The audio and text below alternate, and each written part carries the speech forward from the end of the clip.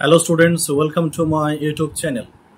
আজকের আমরা কিভাবে 15ই আগস্টে ইংলিশে স্পিচ দেব সেটা আজকের আমরা শিখব।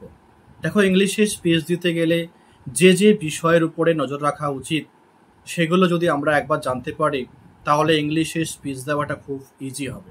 ইট will be very easy to deliver a speech if you know which points we have to follow. যদি আমরা সেই পয়েন্টসগুলো জেনে যাই তাহলে আমরা যে কোনো টপিকের উপরে আমরা অনায়াসেই স্পিচ দিতে পারি। তো আজকের আমি তোমাদের 15ই আগস্টের উপরে যদি তোমরা কেউ ইংলিশে স্পিচ দিতে চাও, if any one wants to deliver a speech, to give a speech, I will teach them how they will prepare the speech and which points they have to follow. তারা কোন কোন পয়েন্টসগুলোকে তাদের ফলো করতে হবে সেগুলো আমি শিখিয়ে দেবো।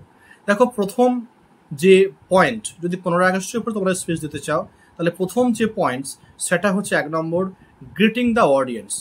ফার্স্ট পয়েন্ট কি বললাম? গ্রিটিং দ্য অডিয়েন্স, অর্থাৎ অডিয়েন্সকে তোমাকে অভিবাদন জানাতে হবে, প্রথমে গ্রিট করতে হবে। তো কীভাবে শুরু করবে? না, এইভাবেই শুরু করতে পারো।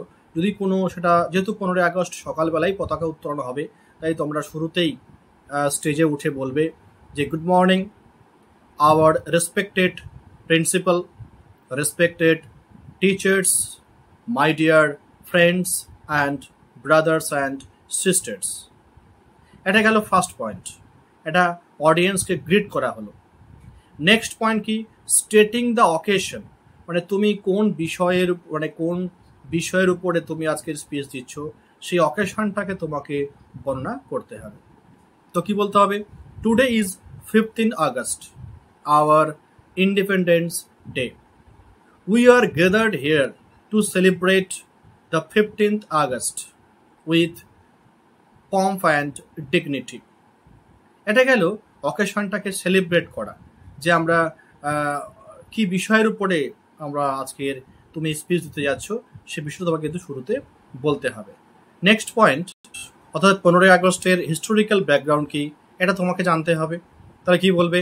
যে on this day India became free from the British rule after many years of struggle. এই কথা বলতে পারো। এটা গেল historical background. Next point remembering the freedom fighters. এই পয়েন্টে তোমরা কি বলবে?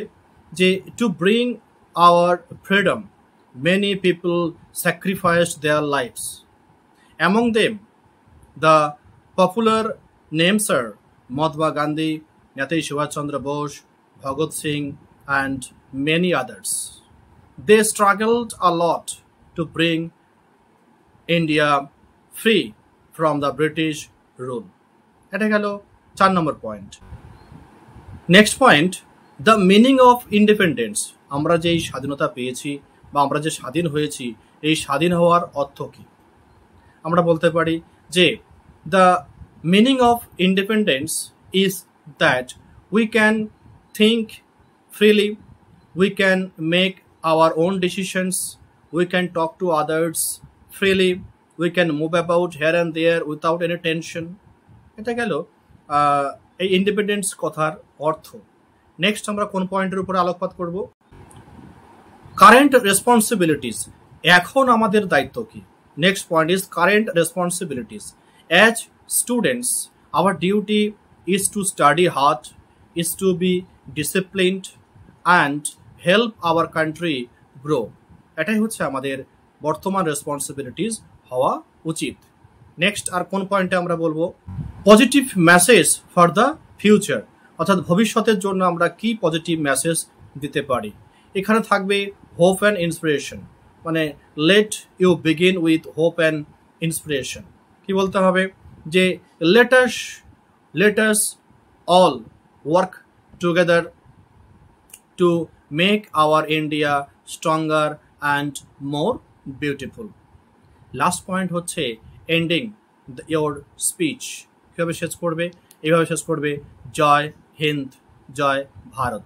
এই যে 8টি পয়েন্ট আমি তোমাদেরকে বলে দিলাম, if you follow these 8 points, if you give your speech using these 8 points, I am sure that you will present an impressive speech on Independence Day. try to make a speech yourself following these points.